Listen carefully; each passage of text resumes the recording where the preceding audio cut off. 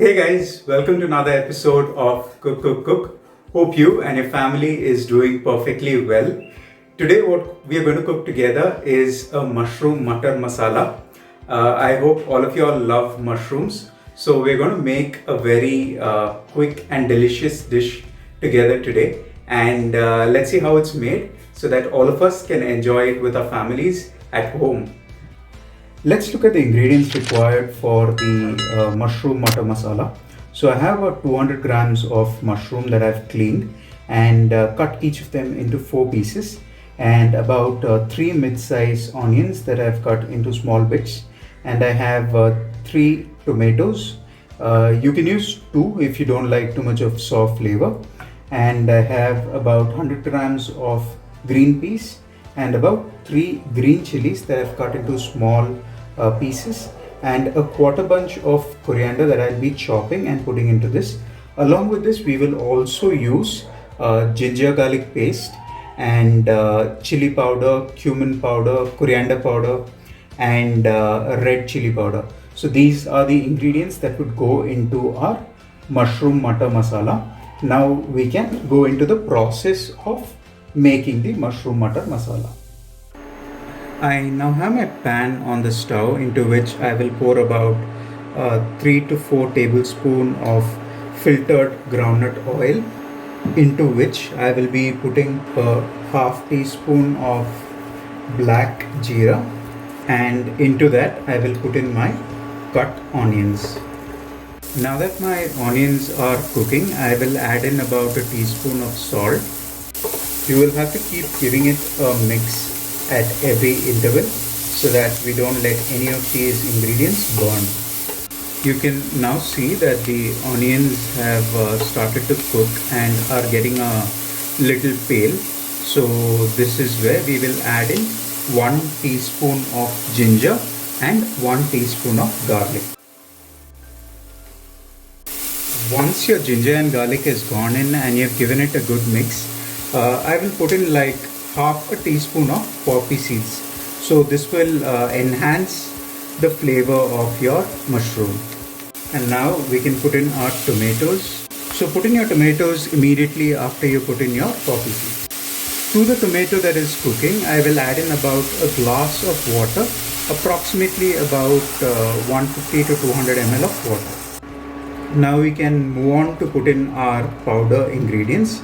So I will start with 1 teaspoon of Kashmiri chili powder, about a quarter teaspoon of turmeric, half teaspoon of coriander powder, about 1 teaspoon of garam masala, and about half a teaspoon of cumin powder. Once all of this has gone in, give it a good mix. Now I will add in my green chilies and the coriander. Now I can actually smell the aroma of all the ingredients that have gone in. So what I will do now is close my pan and cook this on a extremely low heat or flame for about the next 2 or 3 minutes. Our onions and tomatoes have been cooking for the last 2 minutes on the closed pan. So let's open that up and we can add in our main ingredients. I still have a little bit of gravy left in this. However, once we add in the mushroom, a lot of water would ooze out from that as well. So now what I would do is add in my matar or green peas. This is about 100 grams of matar or green peas, which was soaking in lukewarm water for a while. So I'm going to put this into the tomatoes and onions that were cooking. So give this a good mix, and we will cook this on the closed pan for the next 4 to 5 minutes, because matar or peas, green peas, would take some time to cook. I have put in the green peas and I've closed my pan, and I've been cooking all of this at a low temperature. And if you're cooking on a gas stove, make sure to keep it at sim and cook, because we want all of these ingredients to cook well along with blending with each other. So we will let this cook for the next 4 to 5 minutes. The onions, tomatoes, and the green peas have been cooking for the last 5 minutes now. So I will check on them and then add in my mushrooms. Give them a quick mix just to ensure we haven't burnt anything. I still have sufficient water for my mushroom matar masala. So now I will put in my mushrooms.